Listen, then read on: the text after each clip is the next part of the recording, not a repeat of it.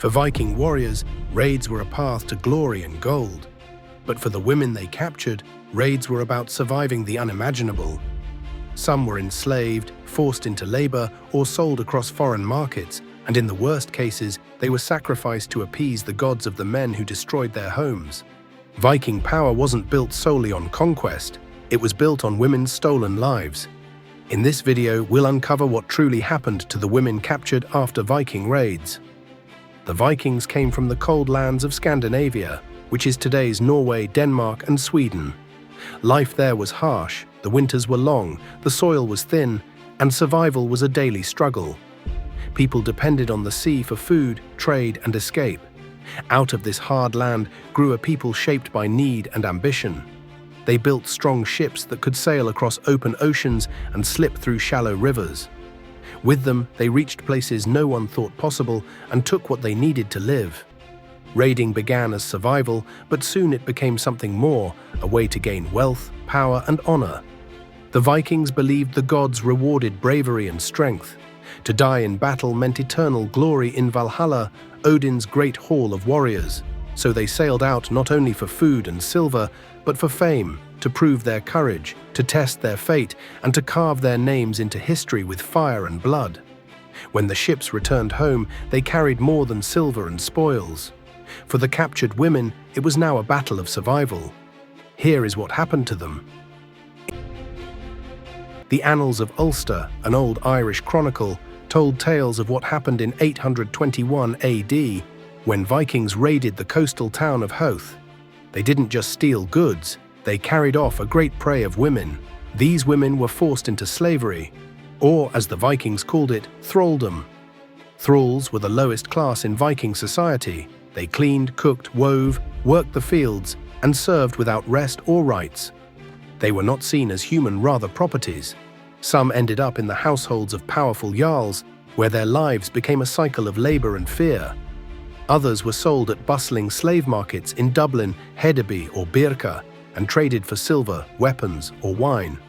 And then there were those taken far from home to icy farms in Scandinavia or lonely settlements in Iceland. Many of these captured women became the backbone of early Viking colonies. Their hands built the very world their captors ruled. For the Vikings, slavery was not just cruelty, it was business. Yet not all captives were put to work. Some were violated in ways that left scars far deeper than chains ever could. The first recorded Viking raid occurred in 793 AD at a small monastery on the island of Lindisfarne in Northumbria, shocking all of Europe. The monks were killed, churches destroyed, and treasures taken. But the violence didn't stop there. In nearby villages, women were captured, assaulted, and dragged away to Viking ships. A man named Alcuin of York wrote about what he saw and heard. His letters spoke not just of robbery, but of abduction and defilement. He described the fear spreading across the land because people realized the Vikings weren't just looters. They were conquerors who used terror as a weapon. Sexual violence was part of that terror. It wasn't random and was meant to shame, to break families, and to send a warning that no one was safe. In Viking raids, women's bodies became another form of plunder, used to humiliate their people and erase their sense of control. The attack on Lindisfarne wasn't just the start of Viking history, it was the beginning of centuries of fear, where violence against women became a hidden but powerful part of conquest. Over time, the violence of raids gave way to another kind of control, one that looked less brutal on the surface, but was built on the same foundation of power. Forced marriage and concubinage. Not every woman captured by the Vikings was sent to the slave markets. Some were kept, not as free wives, but as concubines or forced partners, bound to their captors for life. One of the most well-known examples comes from the Icelandic sagas, is the story of Melkorka, an Irish princess who was turned into a slave. According to the Laxdæla saga, Melkorka was the daughter of an Irish king named Murkjartan. While still a teenager, she was captured during a Viking raid and sold into slavery in Norway. To survive, she did something remarkable. She stopped speaking. The Vikings believed she was mute, but in truth, she was protecting herself the only way she could. Silence became her shield. Eventually, a wealthy Icelandic trader named Höskuldr Dalakolsson bought her and took her to Iceland. There, she became his concubine, and later his wife in name, but not by choice. Together they had a son, Olafur Höskuldsson, who would grow up to become a respected chieftain. Years later, Melkorka's silence broke. Höskuld overheard her speaking softly to her son in Irish. Only then did he realize who she really was. The daughter of a king, stolen and sold like property. Her story, though partly legend, reflects a deeper truth about Viking society. Women like Melkorka were used to form alliances, strengthen bloodlines, or simply serve the will of powerful men. Their status as wives or concubines didn't free them. It only gave their captivity a new name. Trade across the rivers of Eastern Europe, Viking traders known as the Russ built one of the most powerful slave networks of the early Middle Ages. They controlled the routes running from the Baltic Sea down to the Middle East, through forests, rivers, and trading posts that connected Scandinavia to the Islamic world. Along these routes, captives were the most valuable cargo of all. Many of these captives were Slavic women taken from villages in what is now Russia, Ukraine, and Poland. The very word slave comes from Slav because so many Slavic people were captured and sold during this period. Arab writers who met the Vikings described what they saw.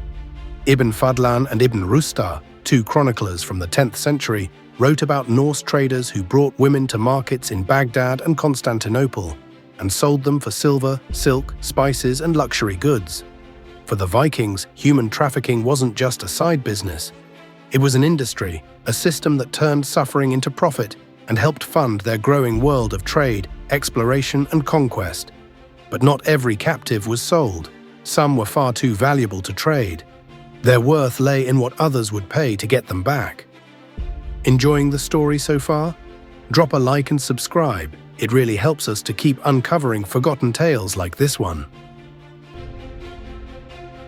Ransom. During the Viking raids across England in the 9th century, some women were not sold or enslaved, but held as hostages. Their lives became bargaining chips in a dangerous game of wealth and power. One such woman was Aldgeith, the wife of a Mercian earl. According to records from the Anglo-Saxon Chronicle, she was taken by Viking raiders and held until a payment was made for her release. No one knows what truly happened to her afterward, but her story reveals a pattern. When the captive was important enough, the Vikings saw more profit in gold than in ownership. Ransom could mean silver, gold, land, or even political favors. For the Vikings, it was business. For the families left behind, it was agony, scraping together everything they had, knowing that delay could mean death. But ransom didn't always mean safety. Some hostages were never returned, their captors breaking deals or deciding that keeping them offered more leverage. Others came home forever changed, marked by the trauma of captivity. For some captives, their worth wasn't in gold or alliance. It was in the ritual, a death meant to please the gods they never prayed to. Human sacrifice among the Vikings. Death didn't always mean the end. Sometimes it meant taking someone else with you. In the 10th century, an Arab traveler named Ahmad ibn Fadlan witnessed something that few outsiders ever saw: a Russ's Viking funeral along the Volga River. What he described was both ritual and brutality. When a Viking chieftain died, his possessions were placed on a ship to burn or be buried with him. But in this case, one of his slave women was chosen to join him in the afterlife. Ibn Fadlan wrote that the woman appeared to volunteer, but the truth was far more complicated. She was likely pressured or conditioned to believe it was an honor. In the days leading up to the burial, she was given alcohol, dressed in fine clothes, and paraded around the camp. Then, in front of the gathered crowd, she was killed and laid beside her master to serve him beyond death. It's one of the few eyewitness accounts we have of Viking human sacrifice, and it reveals how deeply the idea of ownership ran in their world. A woman's body could belong to her master in life, and even in death, she could not escape that claim. This ritual wasn't common everywhere, but it shows the extremes of Viking belief, where loyalty and domination blurred into something terrifyingly sacred. For centuries, Viking stories have celebrated warriors and kings, but behind their victories were women who paid the hidden cost of conquest. Their pain built the myths we admire. The question is, will we keep forgetting them? If you enjoyed this video, please consider liking and subscribing.